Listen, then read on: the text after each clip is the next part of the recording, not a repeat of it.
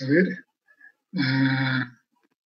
José tenía preguntas, varias, empezaremos por él.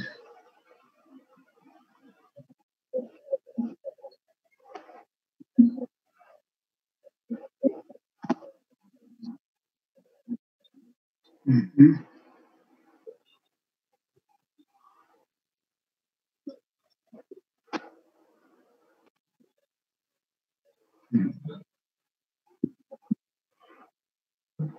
Uh-huh.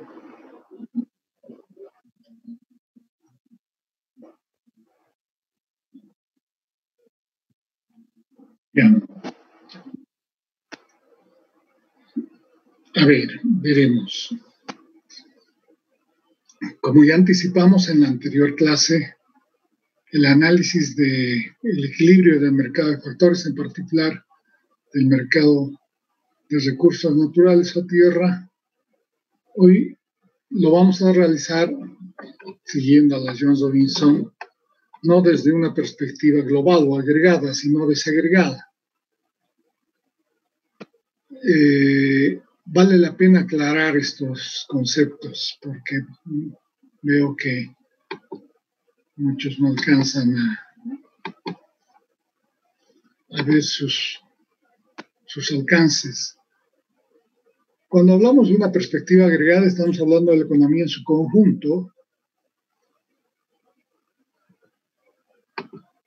y dentro del análisis del mercado de la economía en su conjunto, el equilibrio general nos permite, necesito analizar la economía en su conjunto en función a 4 factores de producción considerados y analizados de manera agregada, de manera conjunta, ¿verdad? Esos 4 factores son trabajo, capital, capacidad empresarial y recursos naturales o tierra o naturaleza. En el análisis agregado en conjunto de la economía, por supuesto, no podemos trabajar, por supuesto, de que existen usos alternativos entre estas 4 unidades agregadas de factores de producción. De hecho, no las hay porque, obviamente, existen grandes diferencias en cuanto a las productividades marginales de cada uno de estos agregados, factores agregados de producción. De ahí porque el análisis agregado parte del hecho de que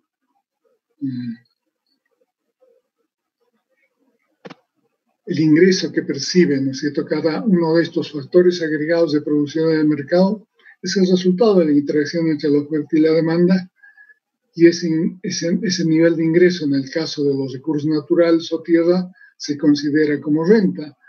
Del mismo modo que en el caso del factor trabajo, el ingreso en su totalidad se convierte en salario, y del mismo modo que en el caso del capital, el ingreso se convierte en tasa de interés, y en el caso de la capacidad empresarial, que es el 4º factor de producción, visto agregadamente, la totalidad del ingreso que percibe en un mercado de equilibrio va a corresponder al beneficio, ¿no es cierto?, empresarial.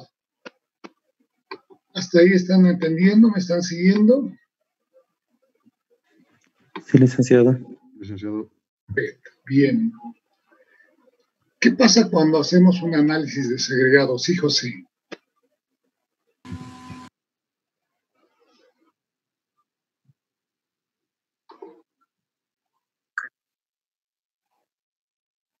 A nivel de modelo agregado, modelo la economía en su conjunto, podemos ver los mercados en función a la teoría del equilibrio general o parcial, ¿verdad? Estamos viendo en función de la teoría del equilibrio general. ¿Ok, José? Ok.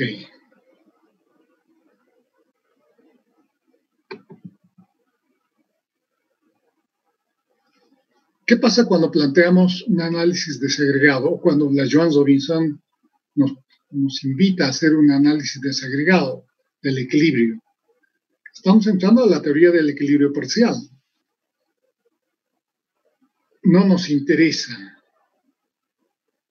el ingreso que generan, ¿no es cierto?, los factores de producción en su conjunto, sino nos interesa establecer a nivel de cada uno de los mercados, en este caso el mercado de los recursos naturales o tierra, cómo se descompone ese ingreso.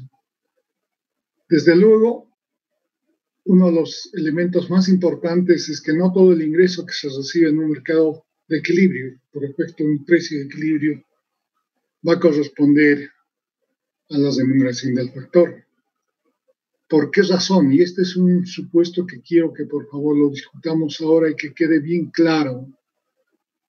Porque a diferencia del nivel agregado, ahora sí tenemos que levantar el supuesto general de que no hay usos alternativos. Vamos a introducir el supuesto de usos alternativos. ¿Qué significa introducir el supuesto de usos alternativos? ¿Alguien puede ayudarnos a ver?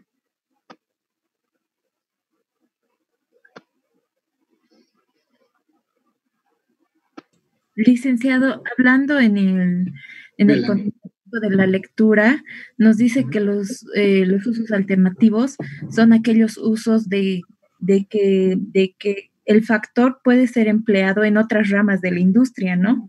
E incluso puede ser mejor remunerado en esas ramas de la industria. Ya, a ver, es cierto, puede ser empleado en varias ramas, pero esa es una decisión del titular o propietario del factor o quien arrienda ese factor. El concepto de usos alternativos, Melanie, para todos los demás, se refiere a que a nivel agregado nosotros suponemos, escuchen bien, nosotros suponemos que el factor en cuestión sirve para una función económica, el trabajo para generar valor a partir del trabajo, el capital para generar valor agregado a partir de soporte al proceso de producción, la capacidad empresarial, lo propio y los recursos naturales del mismo modo. Cuando hacemos el análisis agregado y levantamos el supuesto de que no hay usos alternativos, entonces ya no podemos seguir hablando de los factores agregados de producción, de los 4 factores. Tenemos que hablar de las unidades individuales de cada factor de producción. ¿Me están entendiendo? Unidades individuales de cada factor de producción. Cuando introducimos este cambio metodológico, este cambio de enfoque, unidades individuales de cada factor de producción, entonces sí podemos introducir el supuesto de que hay usos alternativos. Cada unidad, no el factor en su conjunto, cada unidad de factor puede servir para producir más de un bien. Y por tanto aquí surge, espera un momento, José, por tanto aquí surge la pregunta, ¿no es cierto?, de cuándo y bajo qué condiciones de mercado se va a proceder a un cambio de uso o de empleo del factor o bajo qué condiciones se va a mantener en el uso actual. ¿Me entienden? Sí, José, adelante.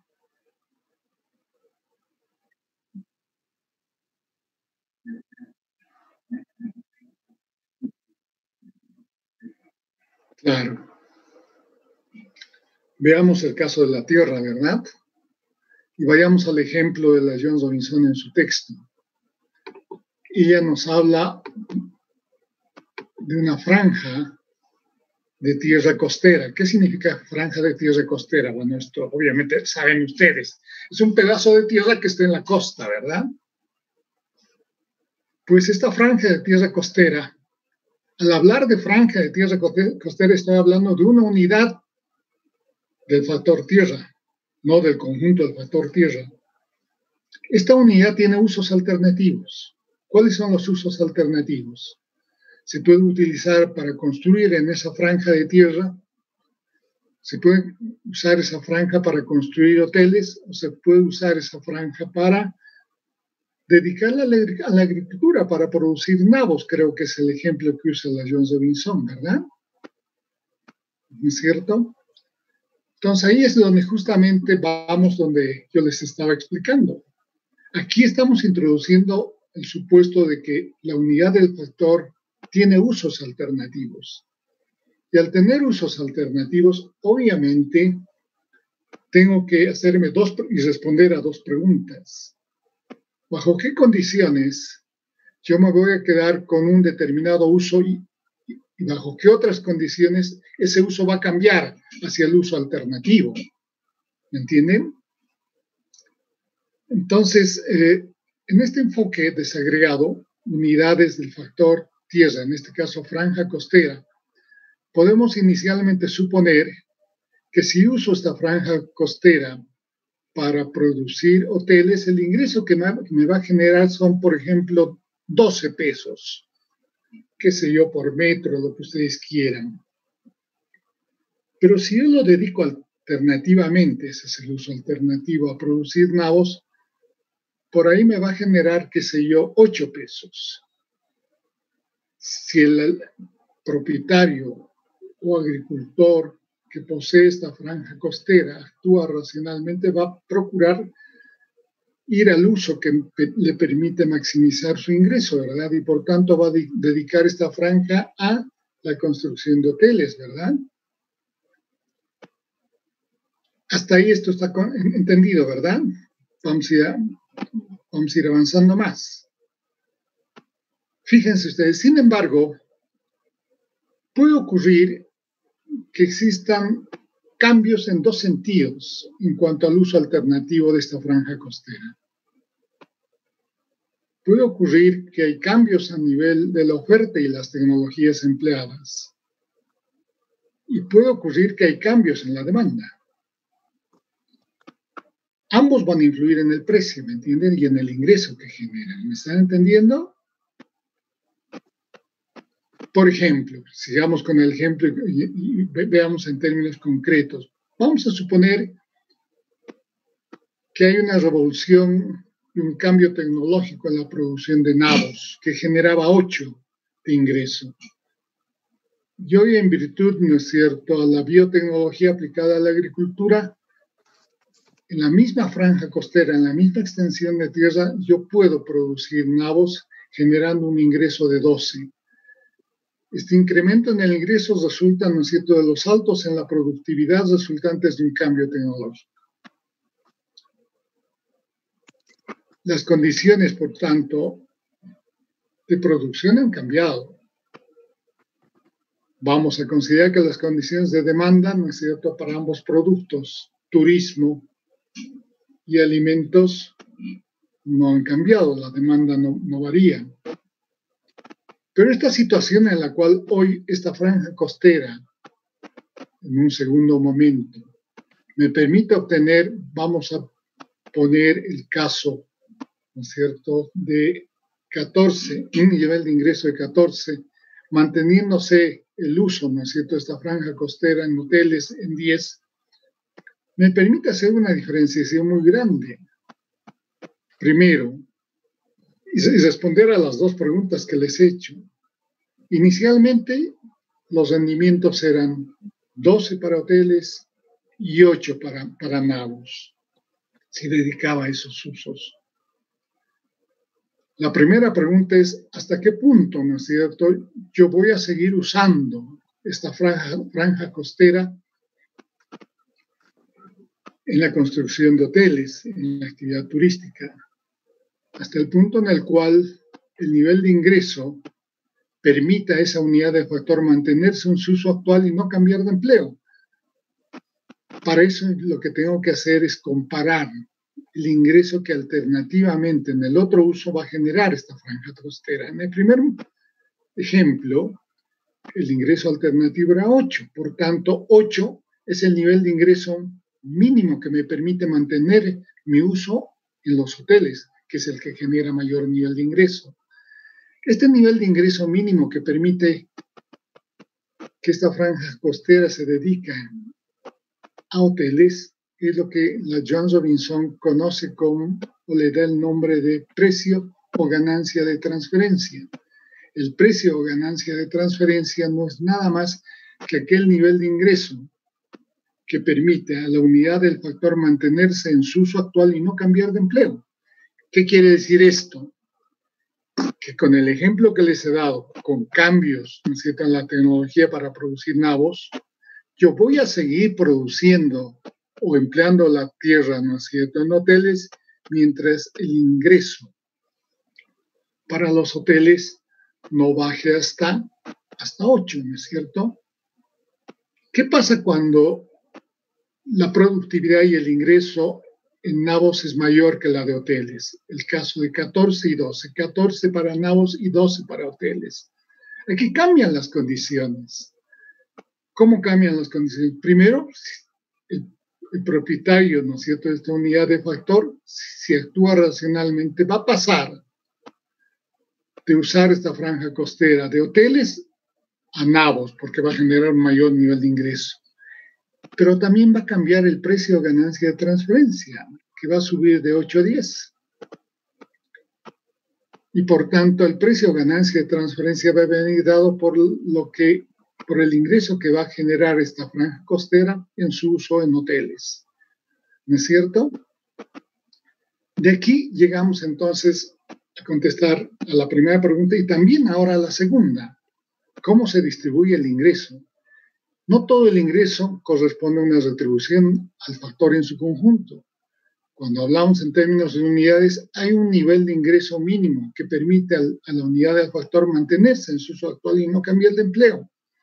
Si el precio que estás recibiendo en el mercado, y ahora voy a responder tu pregunta, José, ese precio que efectivamente recibo en el mercado es lo que la Joan Robinson llama precio eficaz. Si el precio eficaz es mayor que el precio de ganancia de transferencia, esa unidad de factor va a generar renta. En el primer caso, cuando en hoteles se generaba 12 y en nabos se generaba 8, el nivel de ingreso es 12, la ganancia o precio de transferencia o el nivel de ingreso mínimo, ¿no es cierto?, necesario para mantener mi uso en hoteles era 8. Y aquí hay una diferencia entre el precio eficaz, que es 12, y el precio de ganancia de transferencia, que es 8. Por tanto, esta diferencia, la Joan Robinson la denomina renta. Si hay un cambio en las condiciones de producción y con los nabos yo genero un ingreso de 14 y con los hoteles de 10, el precio de ganancia de transferencia va a ser de 10.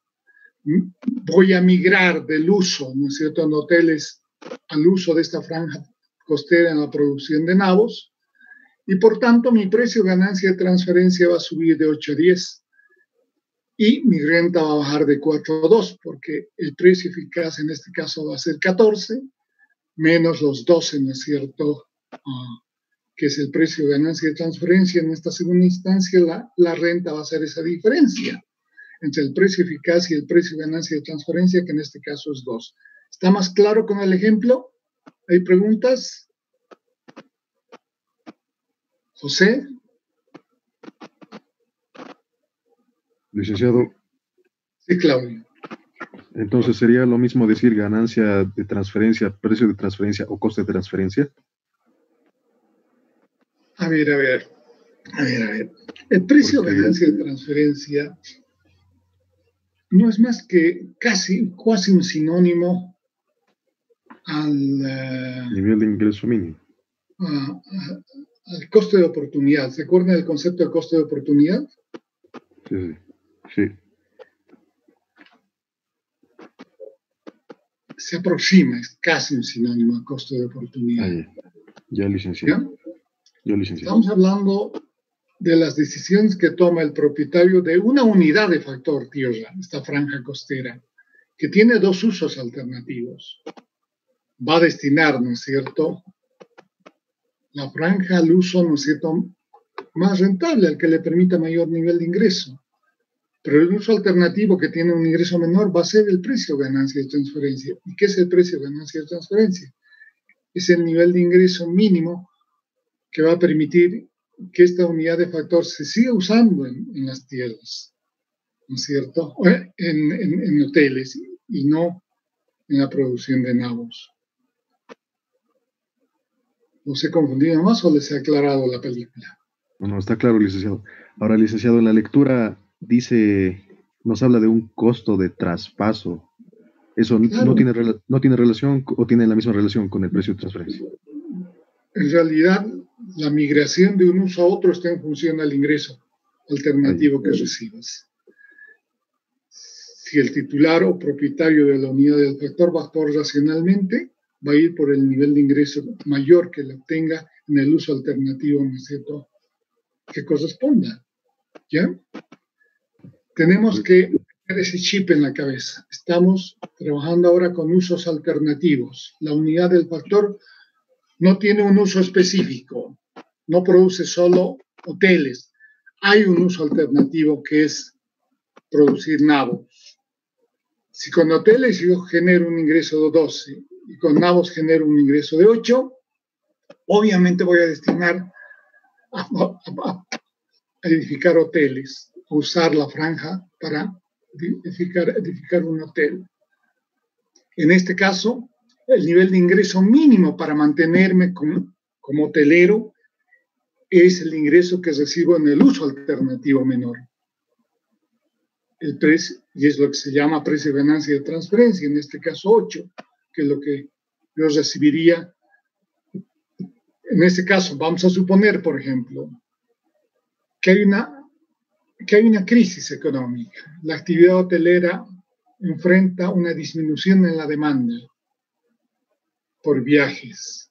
Los ingresos de los hoteleros van a caer. De 12 van a caer, vamos a suponer, a 8. Vamos a poner el primer ejemplo. Los ingresos del hotelero bajan de 12 a 8. 8 igual al precio ganancia de transferencia o al ingreso que este agricultor puede lograr o este propietario puede lograr en la agricultura. Fíjense, aquí se aplica el concepto con claridad de precio ganancia de transferencia, entendido como aquel nivel de ingreso mínimo que le permite al propietario de la unidad del factor mantenerse en su uso actual y no cambiar de empleo. Mientras el ingreso de los hoteleros baje de 12 a 8, el propietario va a seguir manteniendo, ¿no es cierto?, su unidad de factor empleada en hoteles.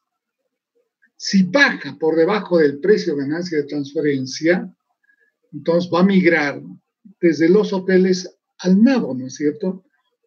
Por ejemplo, supongamos que con los hoteles el ingreso baje de 12 a 6. Alternativamente, si yo empleo esa franja costera para producir nabos, voy a generar 8. ¿A dónde dedicaría esta franja? A producir nabos. Ahí se produce el proceso de migración. ¿Me entienden? El uso alternativo opera. ¿Me entienden? Tienen que meterse en la cabeza el concepto de usos alternativos. ¿Ya?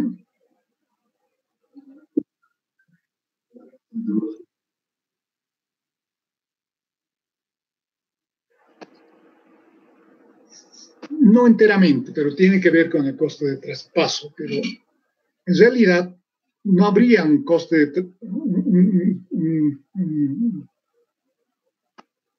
un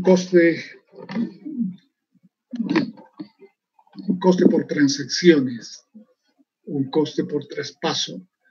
Lo que hay es que, como ya les he planteado, en función de estos dos usos alternativos, en primera instancia, dadas las condiciones de la demanda y dadas las condiciones de producción, esta franja costera, si la dedico a producir hoteles, si la dedico al turismo, va a generar un ingreso de 12.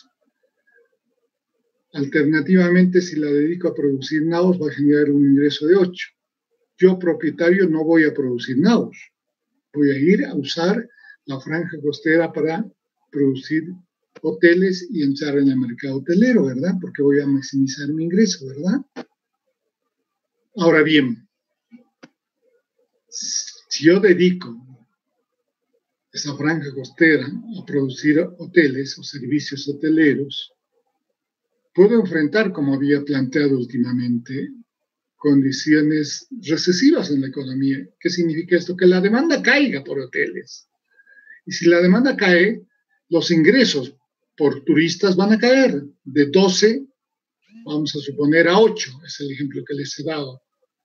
Es decir, el ingreso que yo obtengo en el uso actual, que son hoteles, igual al precio ganancia de transferencia. En este caso, no cambio de empleo, me mantengo en el uso actual, en hoteles, porque aquí se aplica el concepto de precio ganancia de transferencia. El precio ganancia de transferencia es el nivel de ingreso mínimo que permite a la unidad del factor mantenerse en su uso actual y no cambiar de empleo. ¿Está claro? Si la demanda cae para hoteles y el ingreso en hoteles cae de 8 a 6, allí sí yo ejercito el uso alternativo. Y voy a ir por el uso alternativo que me permita un ingreso mayor. Y voy a pasar de hoteles al NAVO, porque con el NAVO voy a generar un nivel de ingreso de 8. Con hoteles generaría, una vez que ha habido un cambio en la demanda, solamente un ingreso de 6. Aquí cambian totalmente las cosas, porque claro, el precio de ganancia de transferencia en primer lugar va a bajar de 8 a 6. Y el precio de ganancia de transferencia uso alternativo va a pasar del NAVO a los hoteles. Y yo voy a dedicar mi tierra a producir NAVOs.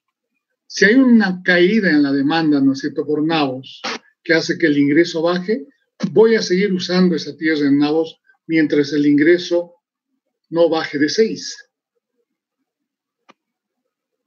Ahí está el concepto de precio o ganancia de transferencia. ¿Está claro? ¿Está más claro o los he confundido más? El problema es que nos está faltando fluidez en el análisis micro, ¿no? Les reitero, tienen que meter en su cabecita el concepto de usos alternativos. ¿De acuerdo?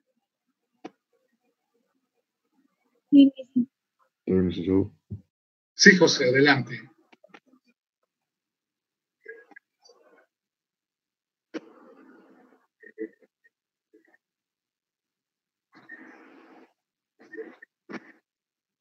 No, lo que estamos haciendo es desagregada por unidades de factor.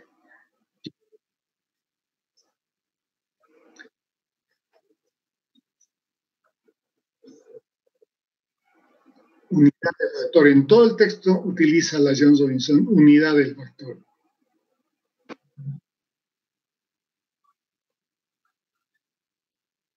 Ya, pero, a ver, ¿en qué casos? En caso de que tenga necesidad de ir al análisis agregado comparativamente, pero no es a lo que se está refiriendo. A ver, ¿en qué casos? Lee, José.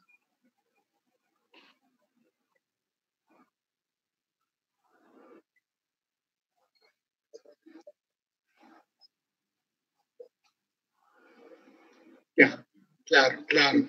Ahí debería decir de una unidad de factor, pero ya está metida en el análisis desagregado, ¿te das cuenta? Y es lógico que estás refiriendo a unidades de factor. ¿Ya?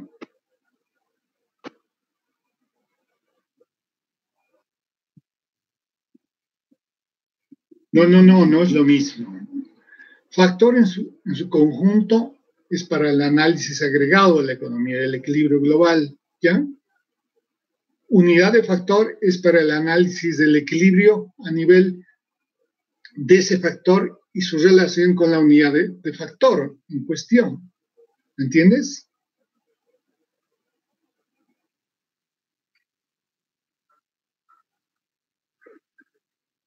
La franja de tierra.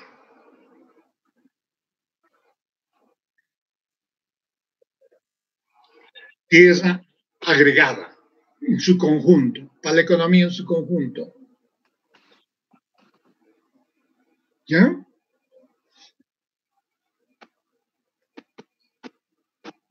A ver, ¿los he confundido más o les he aclarado más? Preguntas, dudas. Sí, Licen, buenas tardes, ¿cómo está? Erika, ¿cómo estás, hijita? Con un poco de dudas más respecto al punto que acaban de tocar. ¿Ya? En la lectura también menciona que los factores están integrados lo dividen como categorías. Y asimismo menciona que lo divide en 4 categorías, que son tierra, trabajo, capital y empresa. Y en los comentarios adicionales que se que están en la misma página, indica que las 4 categorías han recibido tradicionalmente el nombre de factores.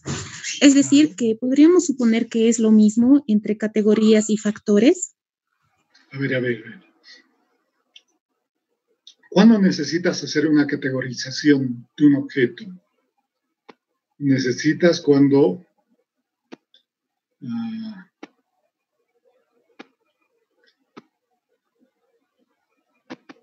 pasas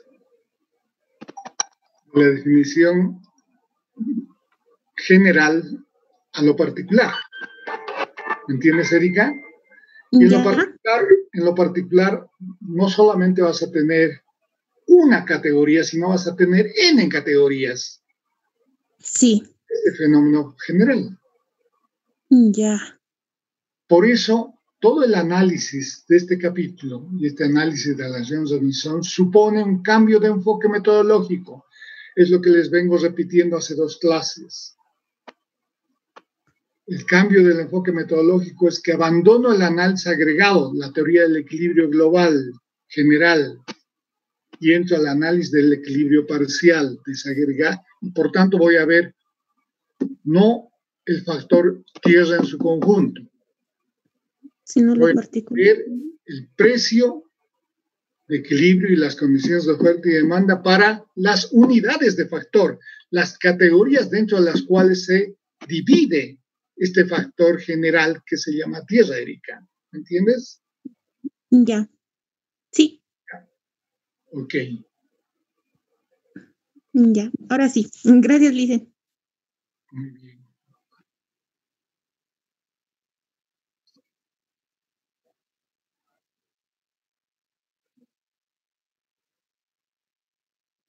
Ya. Otra vez, este proceso de desagregación de la economía global a lo particular tiene etapas, necesito de agregación, especialmente en lo que respecta a los mercados a los cuales concurres. Si hablamos de la economía en su conjunto, obviamente estamos hablando del mercado, en este caso de la tierra o el recurso natural en su conjunto.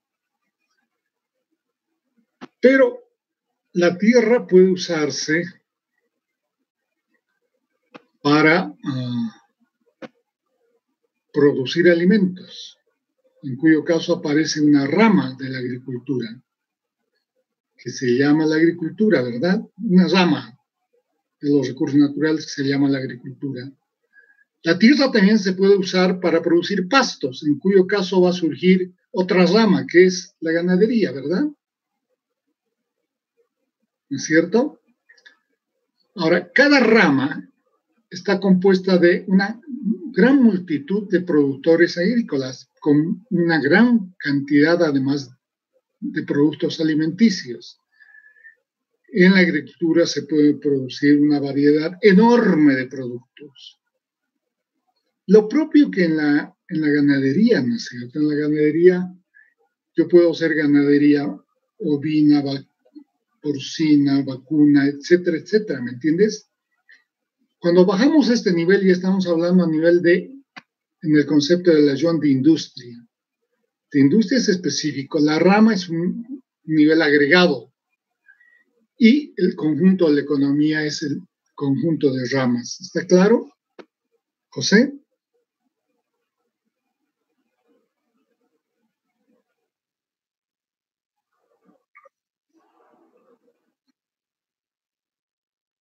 Por supuesto, agrupa además a las industrias individuales.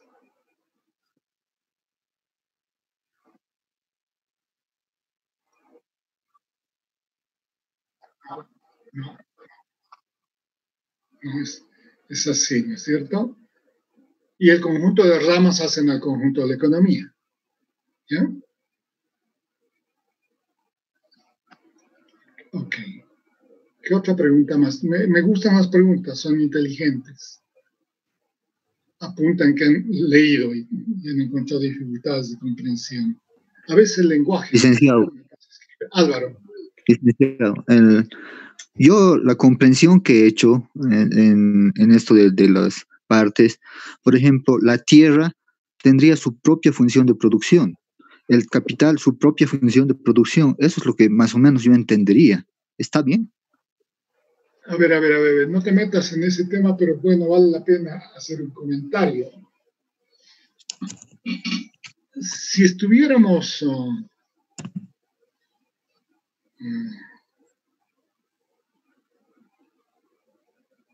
dedicados a establecer las condiciones de producción, como tú planteas, Álvaro, evidentemente tendríamos que usar la función de producción. ¿Qué es la función de producción?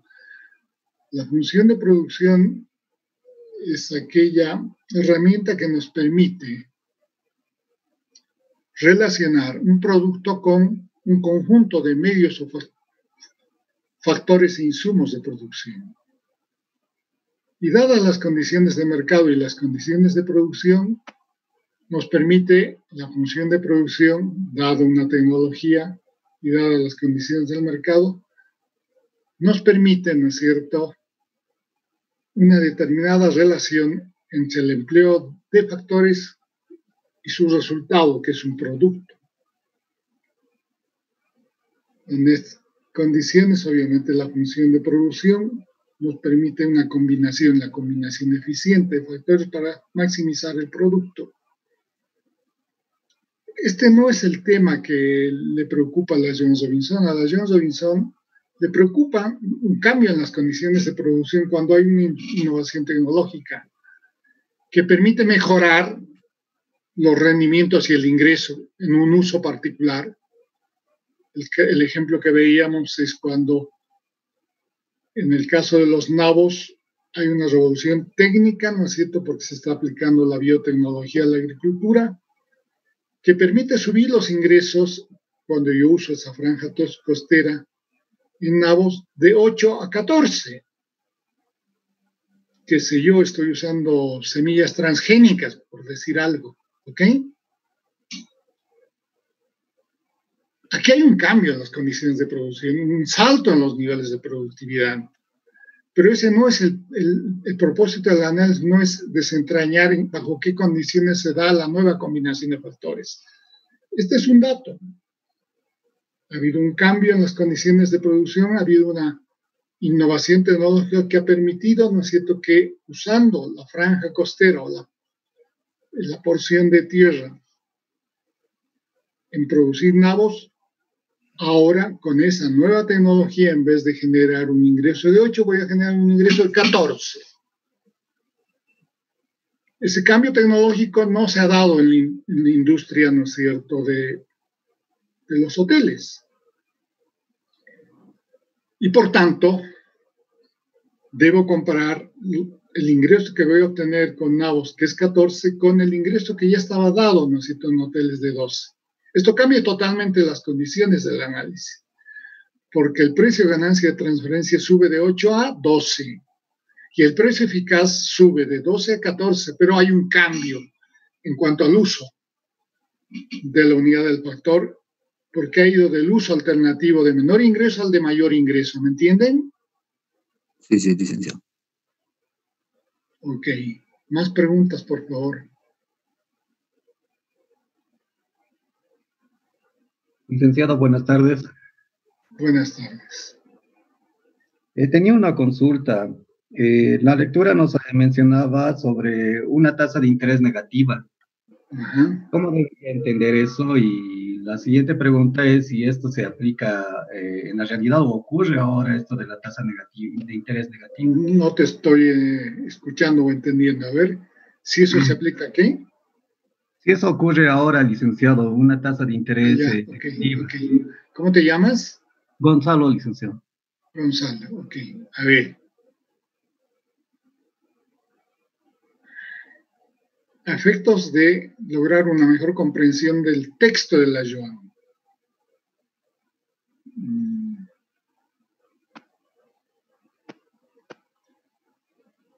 ¿Cuál es el tema en cuestión? El tema en cuestión es establecer las condiciones dentro de un mercado de competencia perfecta que nos permitan condiciones de oferta y de demanda que nos permitan determinar el precio o los cambios en los precios, ¿me entienden? Los cambios en el precio. ¿Me están entendiendo lo que les estoy diciendo? Estoy hablando en difícil. Entonces, fíjense ustedes.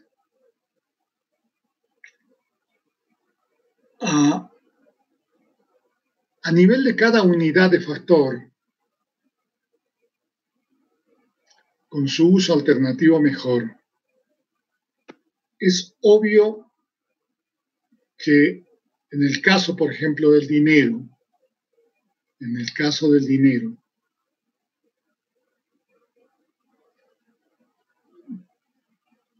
yo voy a tener un mercado para la intermediación del ahorro en relación con la inversión. Y eso se lo hace a través del sistema de intermediación financiera, ¿verdad? Es decir, los bancos han sido creados justamente para captar los ahorros de la gente. Y ahí hay una transacción.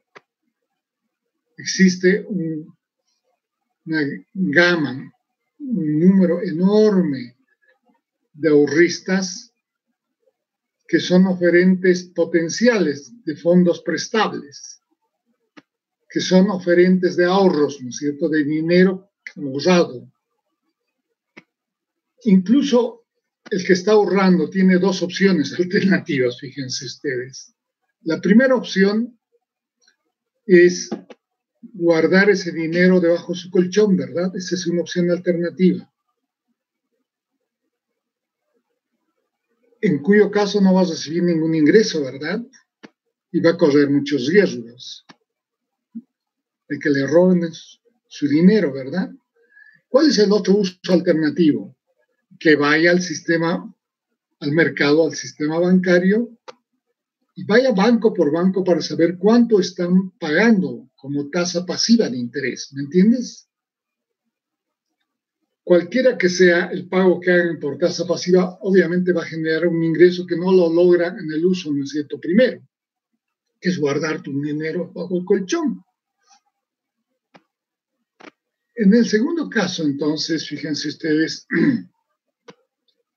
tú tienes también opciones alternativas. No todos los bancos tienen el mismo nivel de tasa de interés. Estamos hablando de la tasa pasiva. Y si tú eres un individuo racional, vas a ir a ahorrar allá donde el banco te ofrezca mayor tasa de interés pasiva. ¿Entiendes? Ahora bien, en todas estas transacciones nos estamos refiriendo a la tasa de interés nominal. ¿Saben qué es la tasa de interés nominal?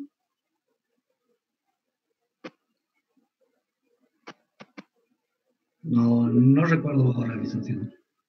La tasa de interés nominal es la tasa, ¿no es cierto?, expresada en la moneda en cuestión en la cual tú estás transando, por ejemplo, en bolivianos, sin descontar el impacto de la inflación, ¿me entiendes? Esa es la tasa de interés nominal, la tasa de interés nominal. ¿Cuál es la tasa de interés real? A esa tasa de interés nominal habrá que restarle el impacto de la inflación, que por supuesto va a disminuir el valor de tu dinero. Por tanto, si un banco, por ejemplo, te ofrece como tasa de interés pasiva el 2% anual y la inflación es del 4%, aquí 2 menos 4 te va a dar menos 2, ¿verdad? La diferencia. ¿Sí? Aquí tenemos dos cosas que son importantes. En primer lugar, la tasa nominal era la tasa de interés nominal era 2% positiva. La tasa de interés real, descontando el impacto de la inflación, ahora es negativa, es menos 2. Pero la gente no toma decisiones en función a la tasa de interés real, sino en función a la tasa de interés nominal. Y de hecho, la economía no siempre funciona, ¿no es cierto?, sin distorsiones. Y el mercado financiero, no solamente en Bolivia, sino en todo el mundo, está experimentando enormes distorsiones, particularmente en los mercados financieros. ¿Y qué es lo que pasa en ellos?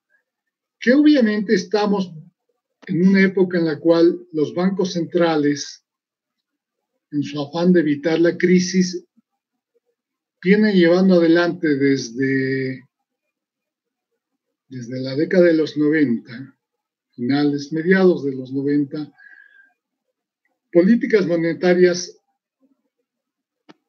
crecientemente expansivas. Es decir, las políticas de referencia del Banco Central son cada vez más bajas. ¿Por qué? Porque hay una mayor oferta de dinero que en relación a la demanda hace de que las tasas de interés nominales bajen.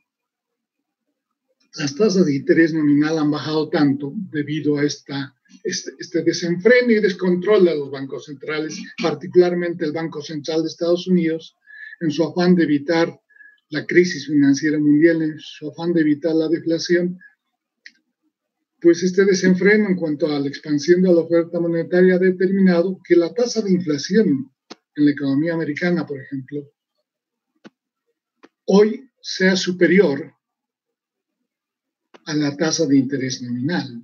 La tasa de interés nominal en el caso norteamericano es la tasa de los fondos de la Reserva Federal, que es la tasa a la cual, ¿no es cierto?, paga la emisión de bonos que emite el Tesoro de los Estados Unidos.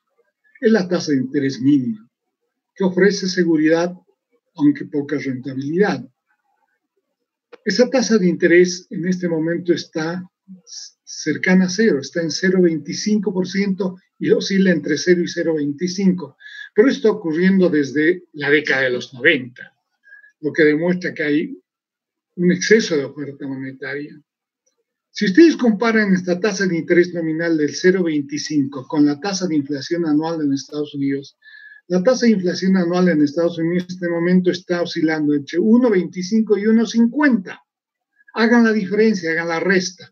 1,50 menos 0,25, perdón, 0,25 menos 1,50, ¿cuánto les va a dar? Menos 0,75. Resten a la tasa nominal, que es 0,25, la tasa de inflación, que es 1,50. ¿Cuánto les va a dar? Una tasa de interés real negativa de menos 1,25. ¿Qué quiere decir esto? Quiere decir que la gente que confía en los bancos y deposita su dinero en los bancos, con el interés nominal que recibe, no alcanza a compensar mínimamente la pérdida del valor real de tu dinero. Y esta es una distorsión, esta es una situación totalmente irregular que se da precisamente cuando los bancos centrales cambian sus objetivos de estabilidad, pasando de la defensa de la inflación por la reactivación económica, por generar mayor crecimiento o combatir, ¿no es cierto?, el desempleo. Y esta es la situación que estamos viviendo. A esto se refiere a la comparación entre tasas de interés real y tasas de interés nominal. En el caso de la Jones Robinson, debemos ver lo siguiente. Cuando estudiamos e investigamos las condiciones que hacen a la determinación del precio de la unidad del factor, por supuesto tenemos que ver las condiciones en las cuales este precio se va a dar y el mercado correspondiente. En el caso del mercado del dinero, si estamos en las condiciones que ya he explicado en el mercado monetario, donde hay un exceso de oferta monetaria y hay una sobreoferta de fondos prestables o ahorros, ¿cuál va a ser la curva de oferta? ¿Qué forma va a tener la curva de oferta de ahorros o de fondos prestables para los bancos? ¿Va a ser perfectamente elástica o perfectamente inelástica? Pregunto a la sala. A ver si estoy hablando. Omar.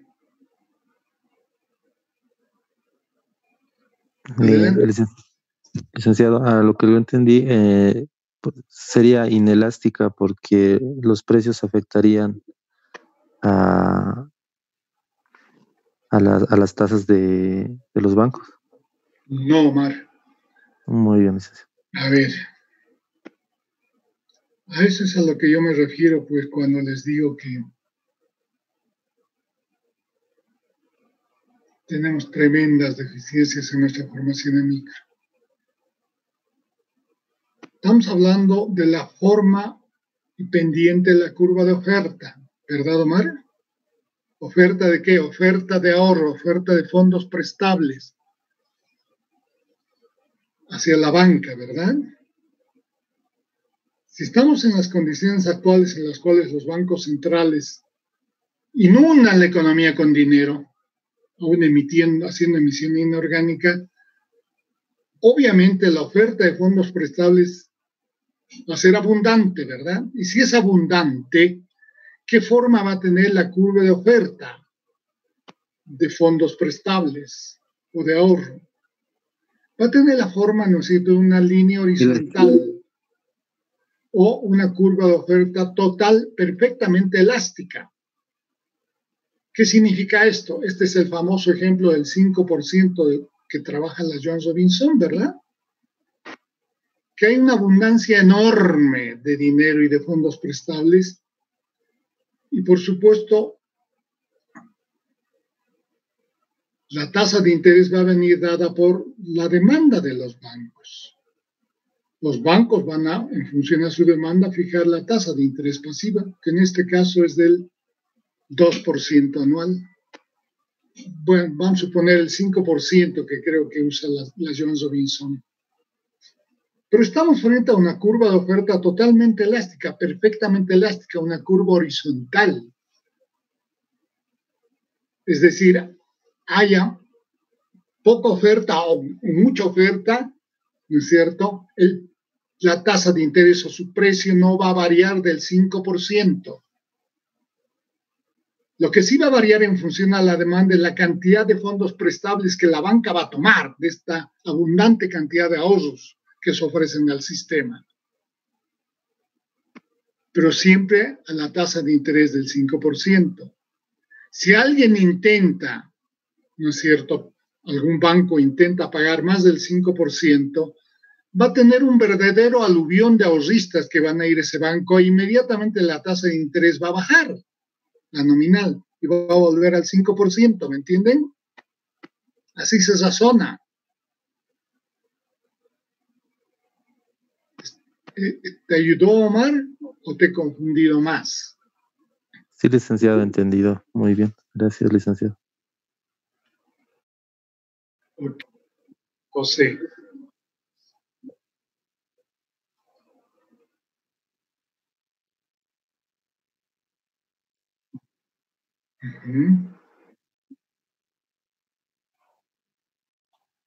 Correcto. Ese es el caso de los manchones de heterogeneidad de Schrafa. Y vale la pena y para explicar estos conceptos, fíjense ustedes. ¿Qué es lo que hace que la curva de oferta sea creciente y no totalmente elástica? ¿Qué pasa de la condición de abundancia absoluta a la condición de escasez?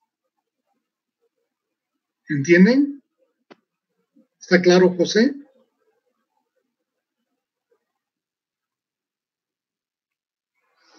Ya. ¿Ya ven por qué me quejo de la formación en micro de mis alumnos de economía? A ver, si hay una superabundancia de un factor, la oferta de un factor, no hay escasez, ¿verdad? ¿Qué forma va a tener su curva de oferta? Como dice José, va a ser una recta horizontal, ¿no es cierto? El caso del ejemplo de la Jones Robinson. Hay tal cantidad de ahorro disponible para la banca que la tasa de interés nominal va a ser del 5%, ni más ni menos. Como ya les decía, si algún banco, ¿no es cierto?, por aprovecharse del momento quiere captar la mayor cantidad del ahorro abundante, ofrece una tasa de interés de más del 5%, va a tener tal avalancha, ¿no es cierto?, de clientes y de ahorros, que obviamente el exceso de oferta sobre la demanda de este banco va a determinar que la tasa de interés que supongamos este banco está ofreciendo desde el 6% vuelva a bajar al 5%. Y lo propio, 5% es la tasa de interés mínima. Si hay algún banco quiere, ¿no es cierto?, pagar menos del 5%, no va a tener ahorristas. Estas son las características de una curva de oferta totalmente elástica que supone abundancia total, ausencia de escasez. ¿Me entienden? No hay escasez. Basta con que la oferta se iguale a la demanda para que exista un tema de escasez y por tanto en función de la escasez el precio vaya variando en función de la interrelación entre la oferta y la demanda. Esto que le estoy diciendo y le estoy explicando es de microeconomía elemental y en el análisis que ustedes deben tener debería ser fácil entender. Por tanto, la condición de escasez hace que la curva de oferta de cualquier unidad de factor sea creciente. ¿No es cierto? Deje de ser elástica, sea imperfectamente elástica, sea creciente. Y su nivel de escasez, que está relacionado a la cantidad, ¿no es cierto?, de fondos prestables disponibles en la banca, vamos a seguir con este ejemplo, puede exacerbarse, puede llegar a un límite cuando yo agrego la condición de heterogeneidad. ¿A qué me estoy refiriendo? A que hay monedas que son más escasas que otras o menos abundantes que otras. Si bien es cierto el dólar hoy es abundante, pero más abundante aún es el boliviano. O mucho más abundante es el peso argentino. ¿Por qué? Porque los argentinos, pues los gauchos están financiando con emisión su déficit fiscal, ¿no es cierto? Y la oferta monetaria es inmensa, es mayor que la de Estados Unidos, ¿verdad? Y por eso es que el precio de su moneda es también, pues, ¿no es cierto?, más baja en términos relativos que el precio del dólar en el mercado internacional. Entonces, fíjense ustedes, si a la condición de escasez que a mí me determina que la curva de oferta sea creciente, le añado la condición de heterogeneidad, es decir, le añado la distinción de una moneda con relación a la otra, el dólar respecto al peso argentino. Paso del peso argentino al dólar. El dólar, obviamente, es una moneda distinta, heterogénea en relación al peso argentino. Y va a ser de mayor preferencia, ¿no es cierto?, que el peso argentino, el dólar. Entonces, ¿qué es lo que va a pasar? En términos relativos, obviamente, la condición de escasez se va a exacerbar, va a aumentar. ¿Qué quiere decir esto? Que la heterogeneidad de la unidad del factor hace que el factor sea aún más escaso, y al ser más escaso, la curva de oferta tiende a ser imperfectamente elástica o perfectamente inelástica.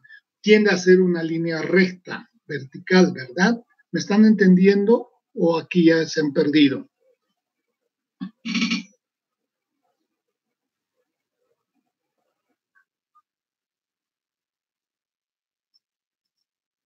Exactamente, José. Por eso cuando uno habla de una oferta perfectamente elástica, se está refiriendo a una oferta totalmente abundante, ausencia de escasez, José. ¿Ok?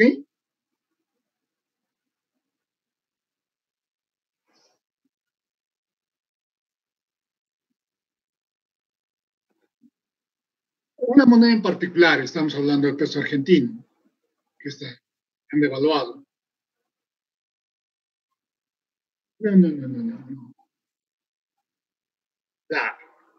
Y puedes transitar, si a eso le añades, pasas del peso argentino al dólar, aquí le estamos añadiendo a la condición de escasez la de heterogeneidad. El dólar obviamente tiene mayor valor que el argentino, ¿me entiendes? Y eso hace que su oferta sea más inelástica, ¿no? Tenga mayor pendiente, ¿me entiendes?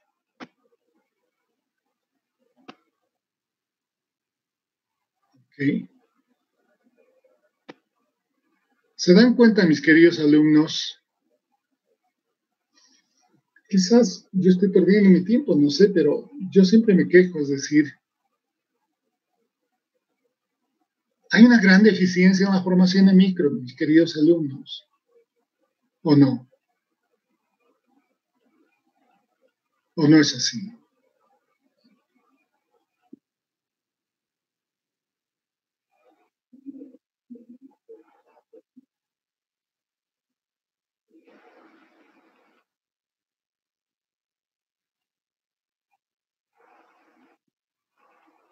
Por eso se cumple lo que yo les digo, José.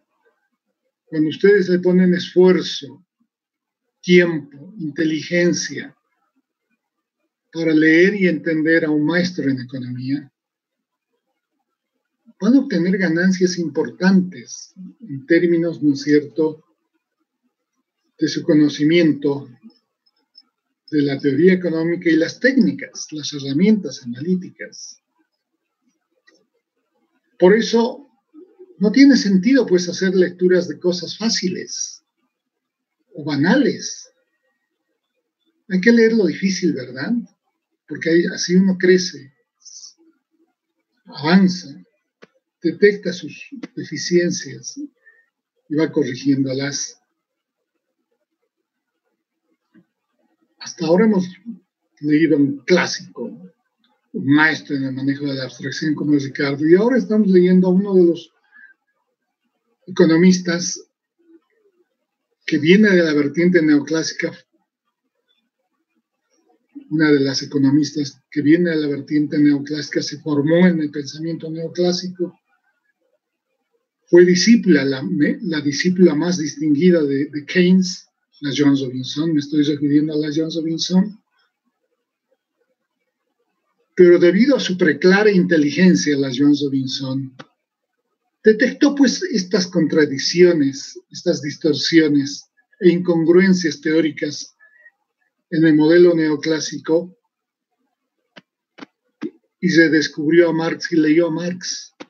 Y en la lectura que hizo a la teoría neoclásica y también keynesiana, y en la lectura que hizo a la teoría de Marx, hizo una lectura tremendamente crítica, tan crítica que le permitió tender puentes entre estos dos discursos en la Jones Robinson. Por eso es que yo la admiro tanto y la leo tanto.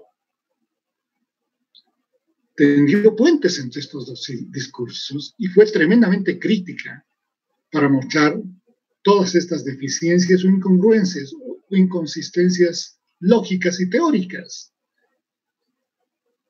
Entonces, claro, la Jones Robinson ha hecho aportes importantes, pero como era crítica a la ortodoxia neoclásica, nunca le dieron el premio Nobel de Economía. Jamás. Cuando ella, con méritos, merecía el premio Nobel en Economía. El premio Nobel de Economía es un negocio, básicamente. Ok, más preguntas.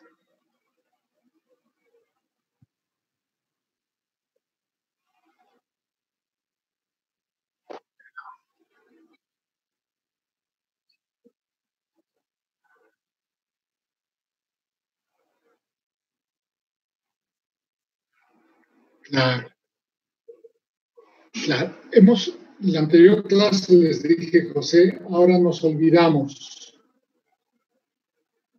de la teoría del valor-trabajo, nos olvidamos de la economía política y entramos a la economía neoclásica, les dije, ¿te acuerdas? ¿No? En este tránsito, pues, fíjate,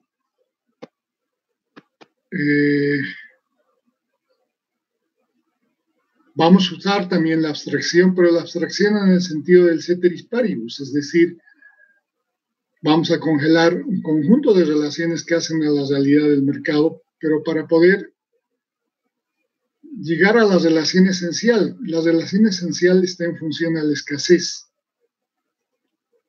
relativa. ¿Por qué escasez relativa? Escasez de oferta y escasez de demanda.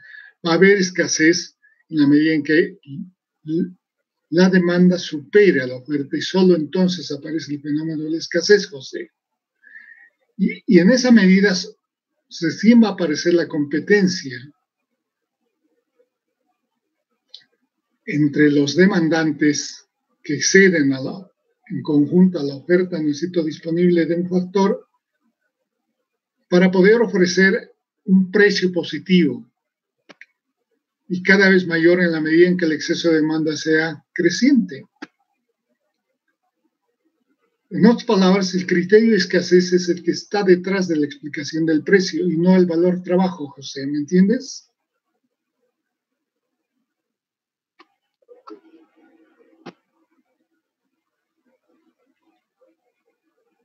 Es tan difícil ser riguroso,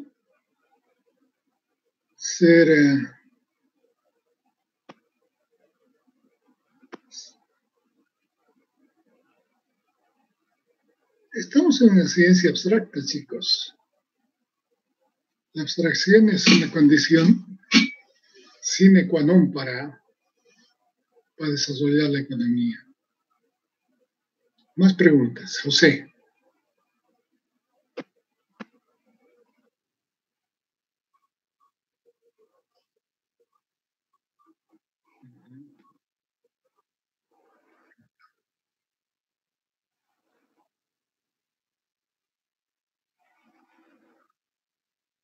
Okay.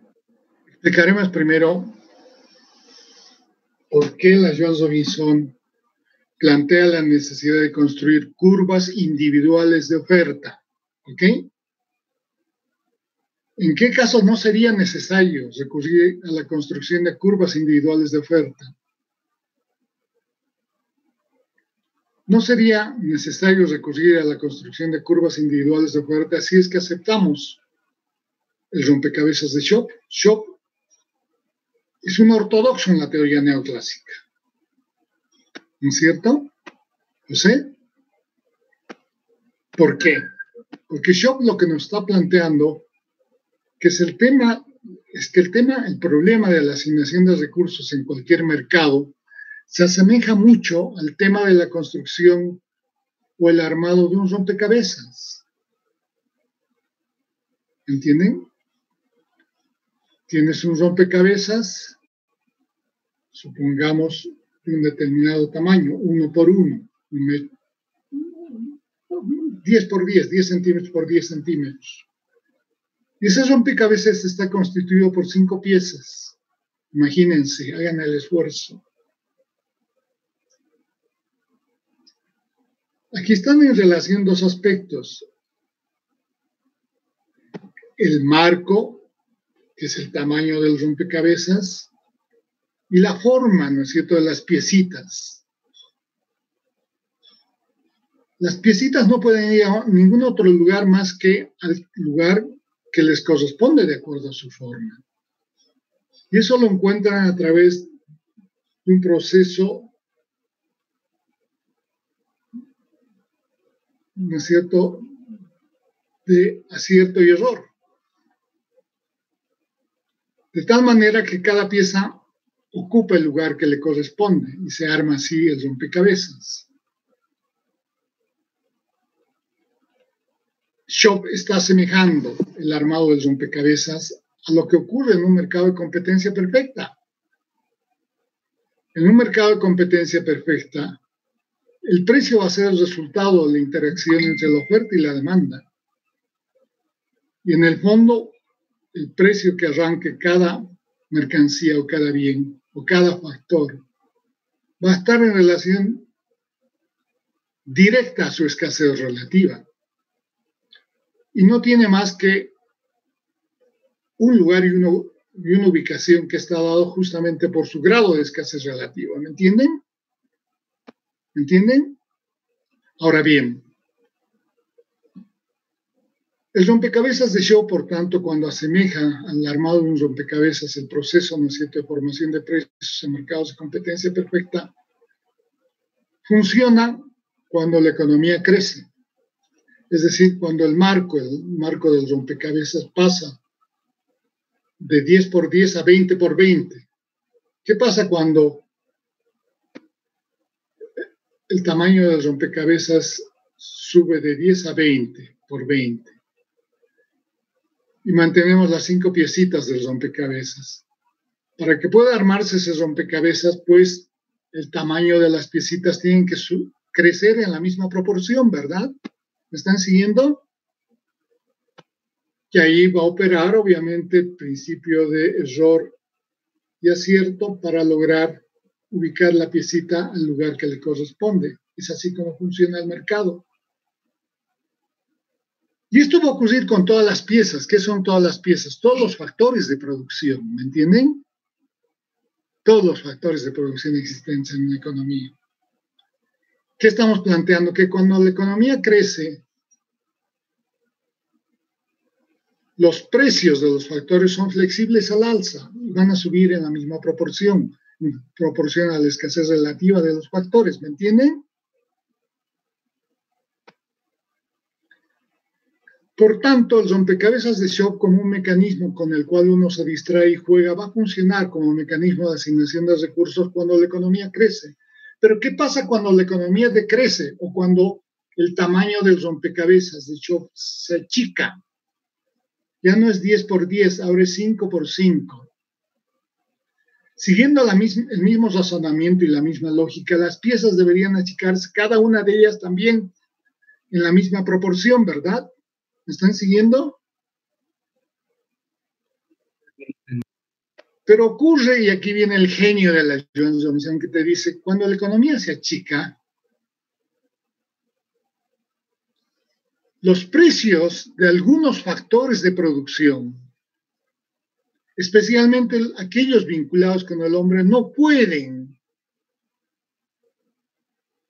caer indefinidamente si no llegar a su límite, que sí da lugar a la existencia del factor. ¿A qué se está refiriendo? En el caso del trabajo, hay un salario de subsistencia. Salario es el precio del trabajo, ¿verdad? Hay un precio de subsistencia, por debajo del cual, ¿no es cierto?, va a dejar de existir el factor. Por tanto, cuando la economía decrece, cuando hay recesión, nos enfrentamos con el problema de la rigidez o inelasticidad. Hablemos en términos más sencillos. El problema de la rigidez de los precios y los salarios a la baja. En el caso de los salarios y en el caso del otro factor vinculado con el hombre, ¿no es cierto?, el caso de la capacidad empresarial, donde las ganancias no pueden indefinidamente caer, sino hasta el límite en el cual alternativamente le conviene al empresario dejar de ser empresario y ocuparse como asalariado porque va a obtener mayor nivel de ingreso que como obteniendo una ganancia.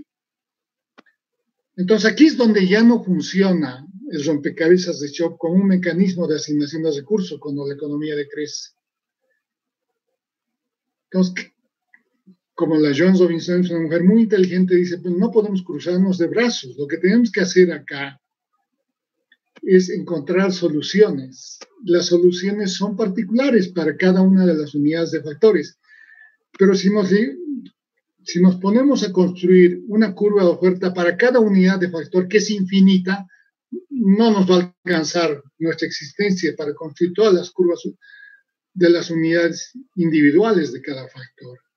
Por tanto, es necesario cumplir 2 etapas. La primera etapa es agrupar las unidades de factor en función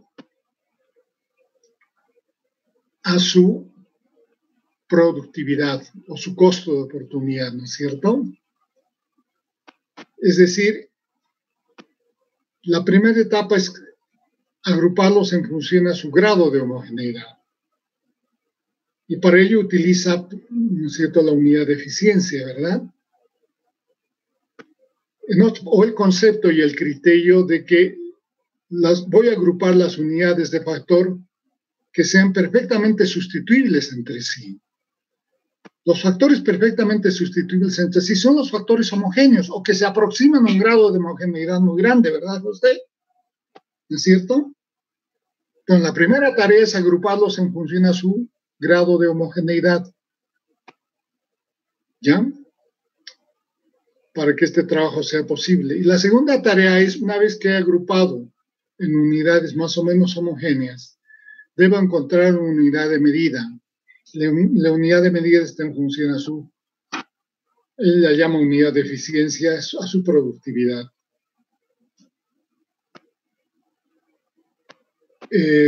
Estas son las dos etapas en el proceso de construcción de las curvas individuales de oferta, que en realidad no son individuales, son por agrupaciones, ¿verdad?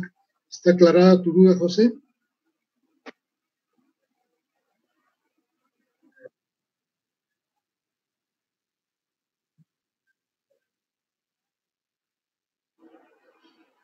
La unidad de medida, la unidad de medida es obvio, o sea, a ver, no basta con que yo agrupe, ¿no es cierto? Vamos a usar ejemplos para que no los confunda, ¿ya?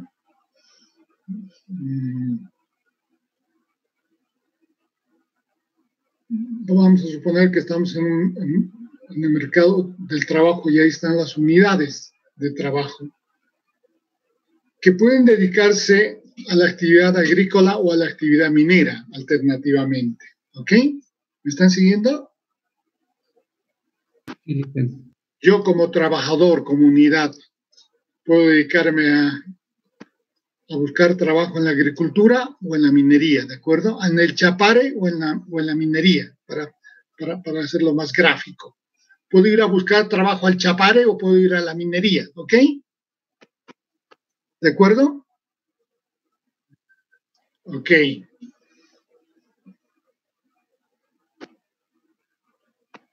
Por supuesto, ya he agrupado las unidades, ¿no es cierto?, de trabajo dedicadas a la agricultura. En la agricultura las voy a agrupar en función al tipo de actividad agrícola. Vamos a suponer que en el chapare es la producción de coca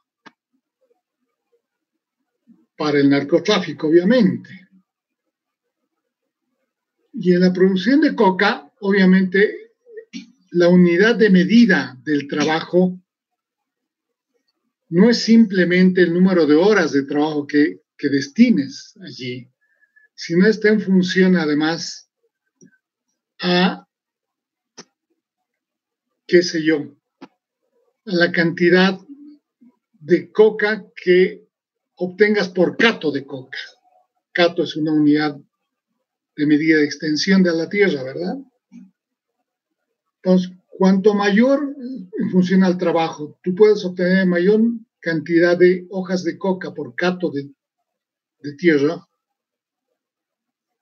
obviamente tu productividad va a ser más alta y tu salario va a ser mayor, ¿verdad? A esto es a lo que se refiere las unidades de eficiencia.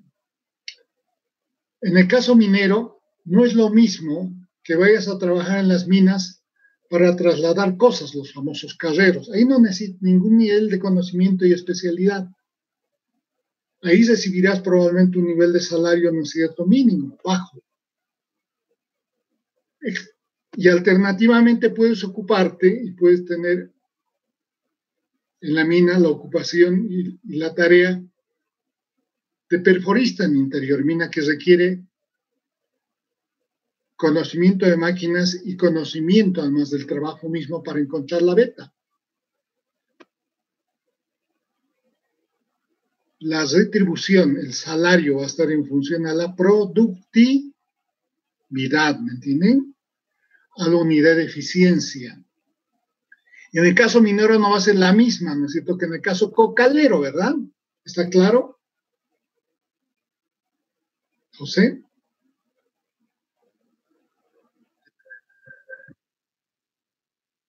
Las unidades de medida del trabajo son distintas, ¿verdad?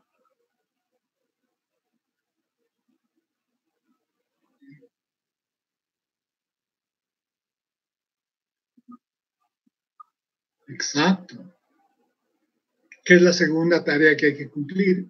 Ubicar la unidad de eficiencia, la unidad de medida como unidad de eficiencia, ¿me entiendes?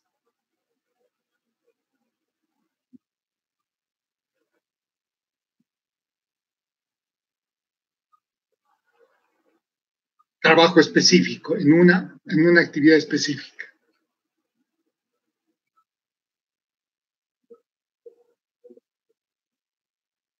Correcto. Para eso se construyen curvas individuales de oferta. ¿Ya?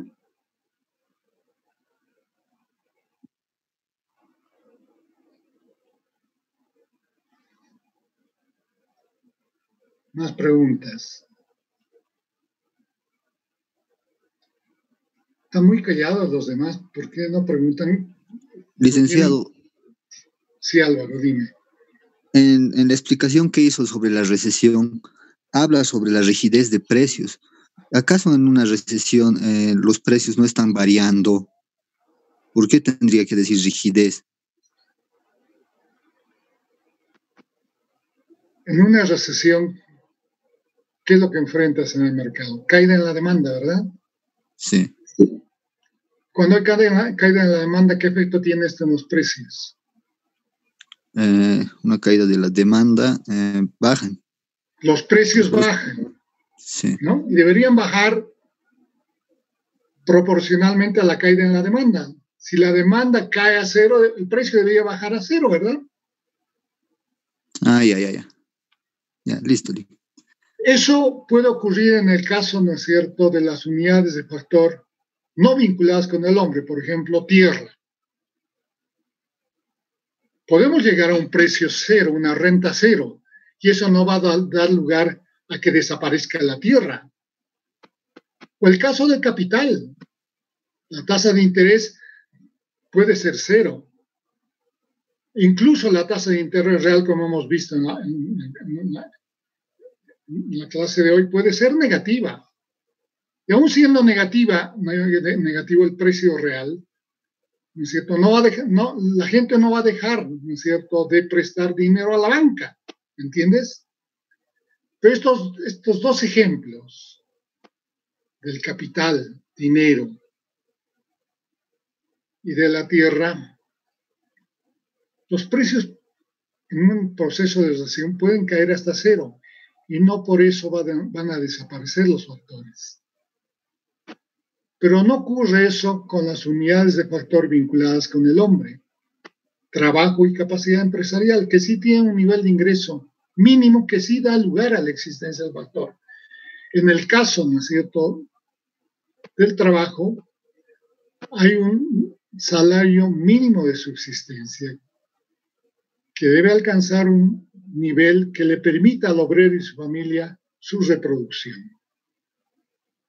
Por debajo de ese nivel, cualquier caída en el salario va a dar lugar a la desaparición del factor, ¿me entiendes?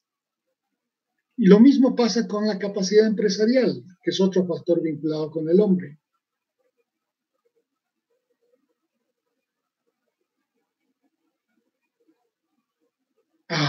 Todavía veo que hay un silencio cómplice en el resto de los alumnos y alumnas. ¿Por qué no preguntan? ¿Está todo claro para los demás? ¿Les va a ir estupendamente bien en el control?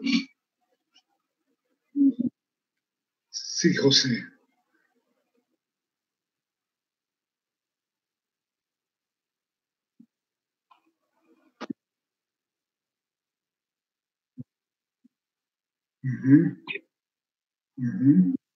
Heterogeneidad o escasez. Escasez y heterogeneidad son dos categorías que hacen y definen la forma de la curva de oferta. El hecho de que sea más elástica o totalmente inelástica. ¿Me entiendes, José? Ya.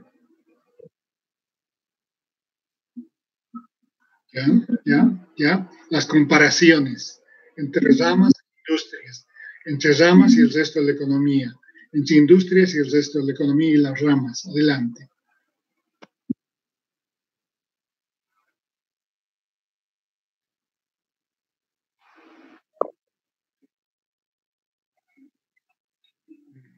Si es homogéneo, ¿es abundante o es escaso, José?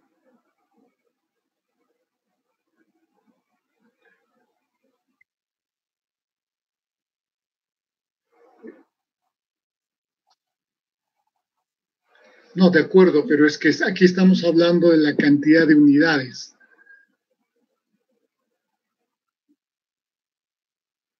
Así hay que verlo, así hay que verlo. Los factores homogéneos, obviamente, en cantidad son mayores.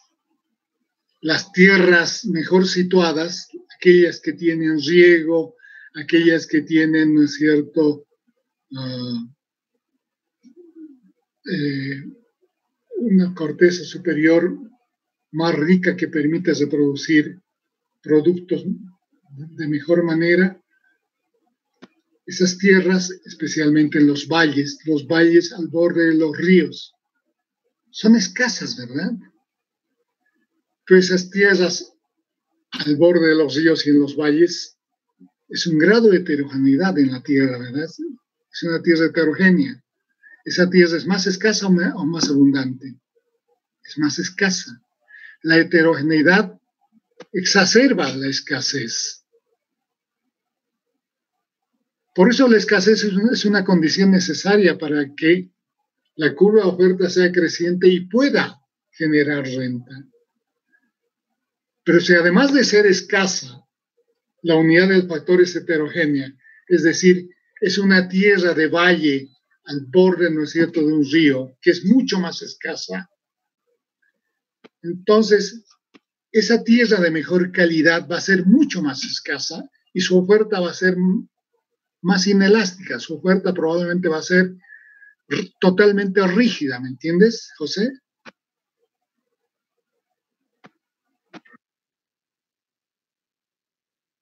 Ok, pero demos paso para que las demás chicas y chicos pregunten, porque yo estoy suponiendo que todos los demás tienen muy clara la película. Han leído y han entendido muy bien. A ver.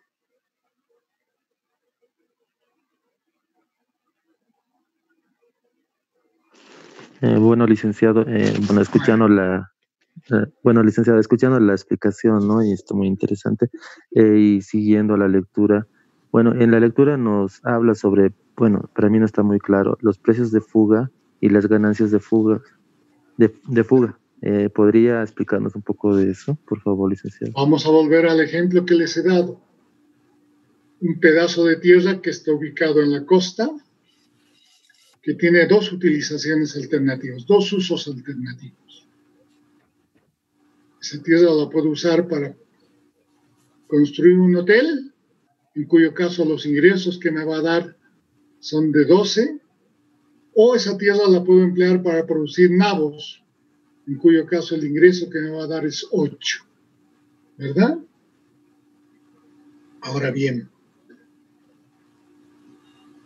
en esta primera situación ya he explicado y voy a repetir para efectos de que, en beneficio de todos los demás que no han hablado y no han preguntado,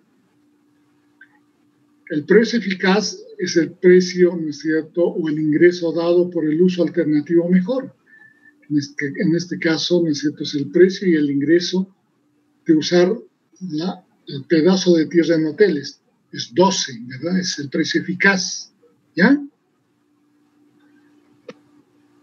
Y el precio o ganancia de transferencia es el ingreso que yo obtendría en el uso alternativo menor, con menor ingreso, que en este caso son los nabos, es 8.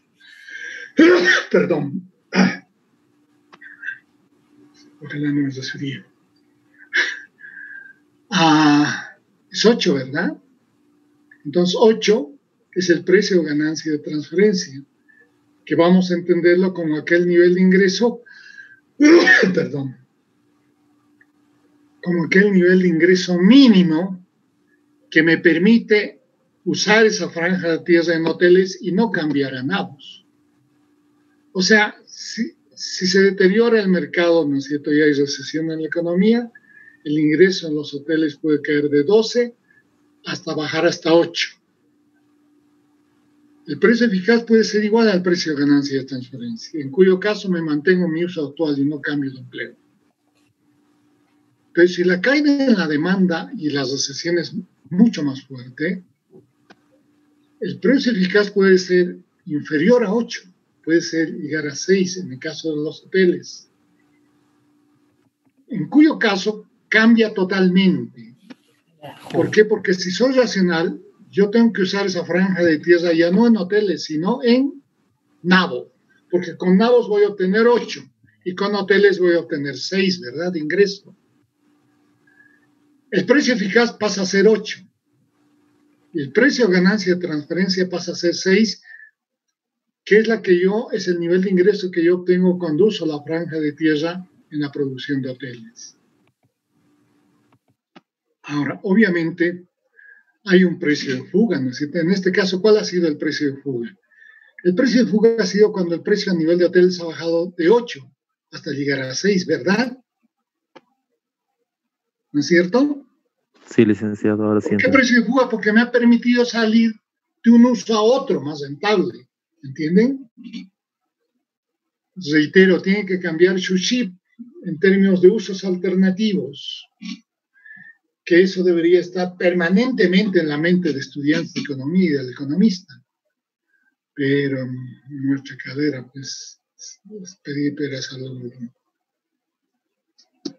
¿Está claro, Omar? ¿Te he aclarado o te he confundido más? Sí, licenciado, gracias por la explicación. Ok. Y se nos ha ido el tiempo, chicos, chiquillas. Lamento que no hayan habido más preguntas. Que los demás alumnos no hayan preguntado, quiere decir que la tienen muy clara la cosa o no han entendido nada.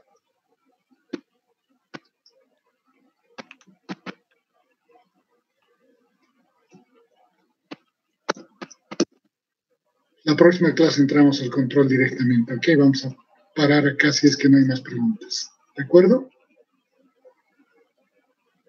Licen, buenas tardes. Una última consulta. No, está abierta más preguntas, pero como no habían, adelante.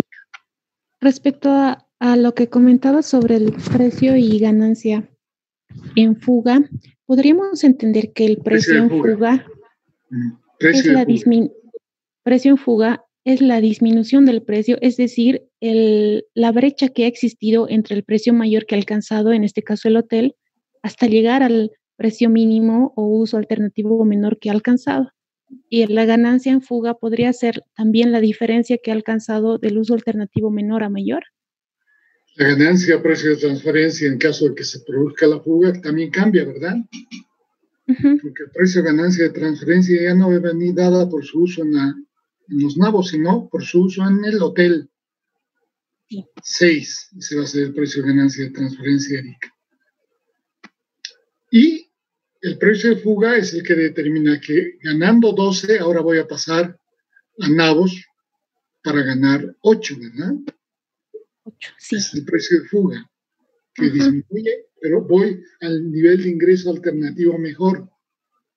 Porque si me quedo en los hoteles voy a generar un ingreso de 6, cuando puedo lograr 8 produciendo nabos, ¿verdad, Erika? Los nabos, sí, sí. Ah, ya. Esa era mi duda. Gracias, Lisa. Encantado, pues, Erika. ¿Los complico mucho? ¿Les exijo mucho? ¿Verdad que no? Claudia, adelante. Qué bien escucharte.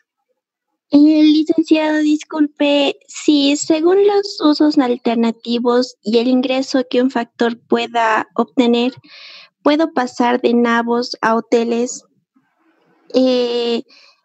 Por ejemplo, si en los nabos estoy obteniendo 8 y en los hoteles 12, ¿no se me hace costoso en términos monetarios o de tiempo pasarme de una actividad a otra y no se vería compensado ese ingreso por ese traspaso entre actividades? ¿O cómo se resolvería eso? ¿Por qué sería dificultoso? No entiendo. Si tu racionalidad te impulsa a lograr con tu tierra el mayor nivel de ingreso posible. Bueno, porque si estoy produciendo nabos, me imagino que hay una transición para poder, por ejemplo, construir hoteles. Claro, se supone que los tiempos están previstos y es posible hacerlo de un periodo a otro, ¿ya? Es posible hacer esa transición de uso, de un uso a su uso alternativo, Claudia, sin costos, como hablamos con José al principio, sin costos de transacción, ¿ya? Ok, Si gracias. no, no habrían usos alternativos, no habría flexibilidad en cuanto al tránsito en el uso de una unidad de factor, de un uso menos rentable a uno más rentable, ¿ya?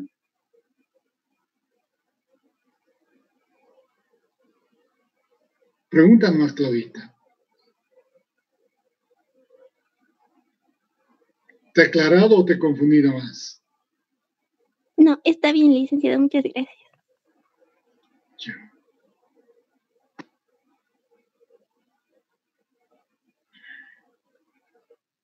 Sí, José.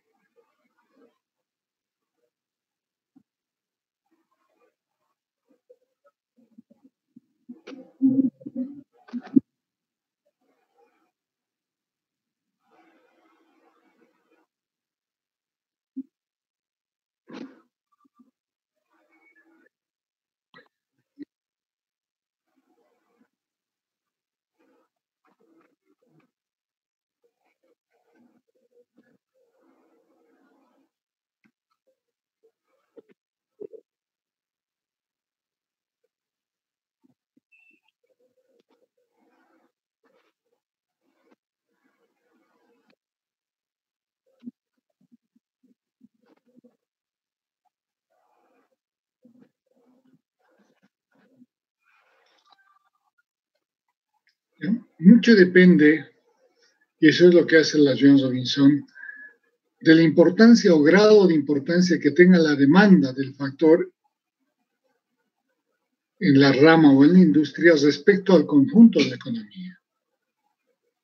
Si es que la demanda de la industria o la rama es proporcionalmente muy grande en relación a la demanda total, cualquier incremento en la demanda en la industria o en la rama va a determinar que el precio de oferta varíe, ¿no es cierto? Suba, ¿no es cierto? Suba para el conjunto de la economía, para las 8 utilizaciones alternativas, José, ¿me entiendes?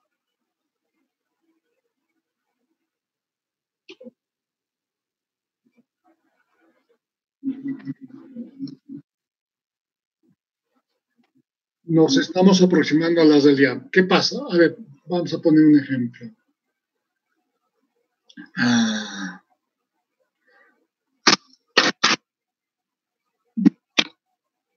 Un supuesto irreal.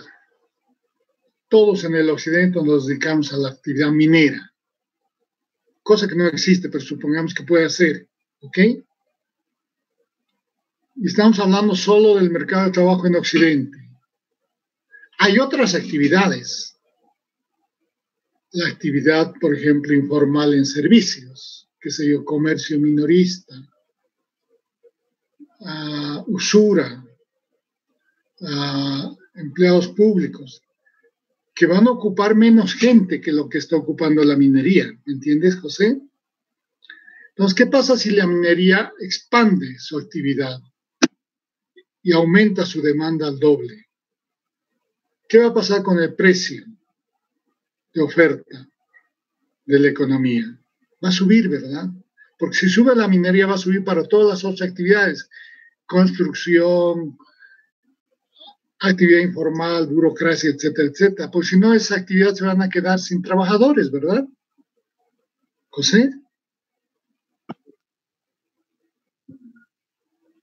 Ok. Razonamiento económico, chicos, chicas.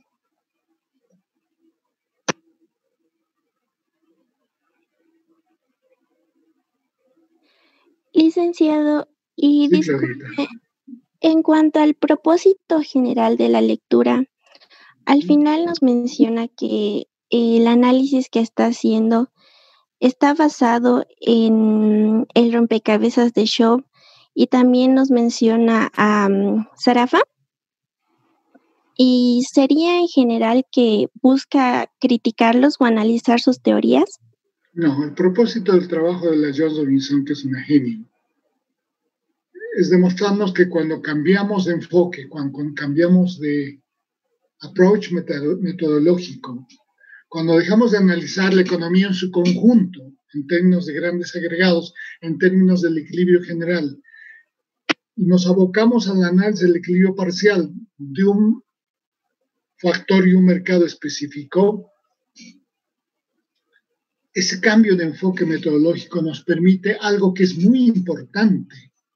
Por eso es este trabajo, por eso es importante la lectura de este trabajo. Nos permite extender el concepto de renta desde los recursos naturales y la tierra a las demás unidades de factores de producción, al capital, a unidades del factor capital, a unidades del factor trabajo y a unidades del factor capacidad empresarial. O sea, la renta no había sido un ingreso exclusivo de los recursos naturales o tierra y puede extenderse a las otras unidades de los 3 restantes factores de producción, siempre y cuando tu análisis sea desagregado. ¿Está claro, Claudita? Ese es el propósito del paper, ¿ya? Muchas gracias.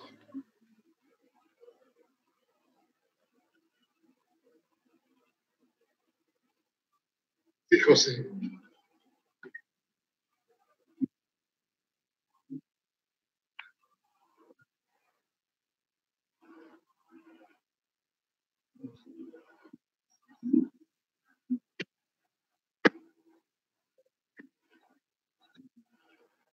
El grado de escasez relativa.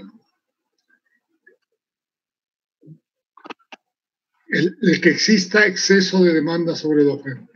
Va a hacer que la curva deje de ser horizontal y empiece a ser creciente y su pendiente vaya subiendo.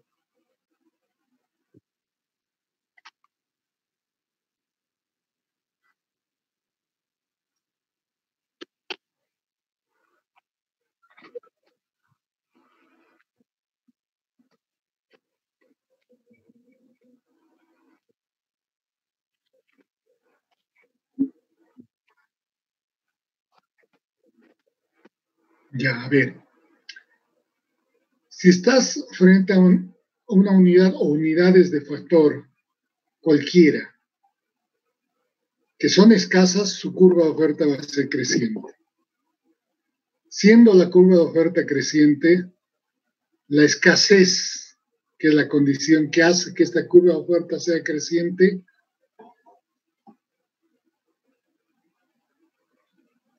en términos condicionales, puede determinar que esta unidad de factor genera renta, pero no necesariamente, José. ¿Ya? ¿Por qué?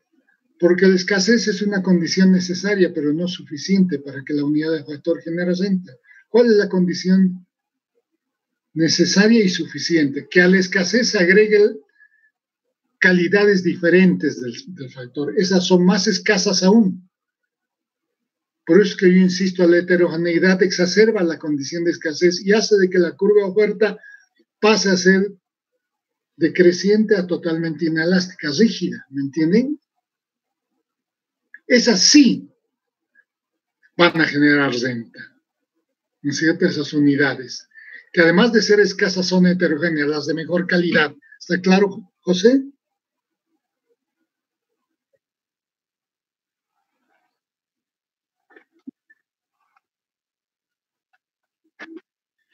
O comparativo, industria, rama, resto de economía, industria, resto de economía, ¿ok? Pero este es el concepto esencial, ¿ya?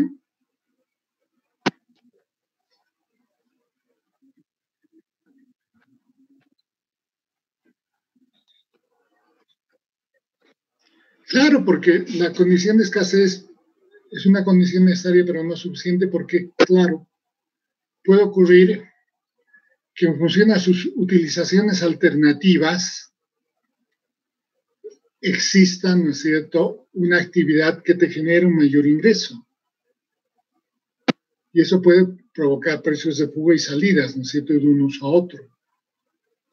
Pero en cambio, cuando estás en la condición de escasez extrema, los recursos de mayor calidad, mejor ubicados y de mayor tamaño son únicos.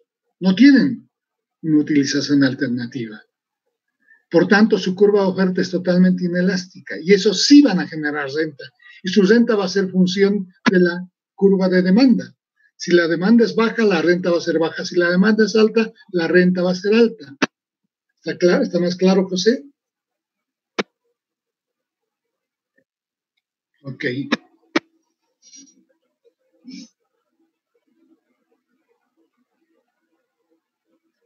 Vean ustedes, chicos y chicas, yo estoy haciendo esfuerzos con la mayor flexibilidad posible para que cubran sus deficiencias en formación, pero si no hacen el esfuerzo ustedes de leer, estudiar, hacer lecturas complementarias y hacer preguntas, no van a avanzar.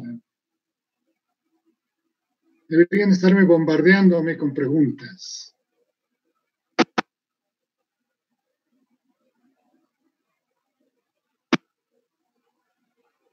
Y no me molesto yo con las preguntas, todo lo contrario. Muy bien, si no hay más preguntas, aquí cerraríamos la sesión de hoy y la próxima sesión entramos directamente al control. ¿Perfecto? ¿De acuerdo? Muy bien, licenciado. Está bien, licenciado. Ok.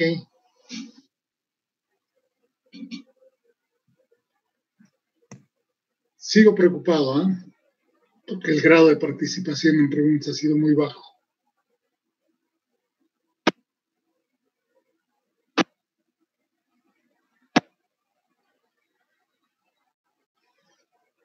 Bien, voy a cerrar la sesión entonces.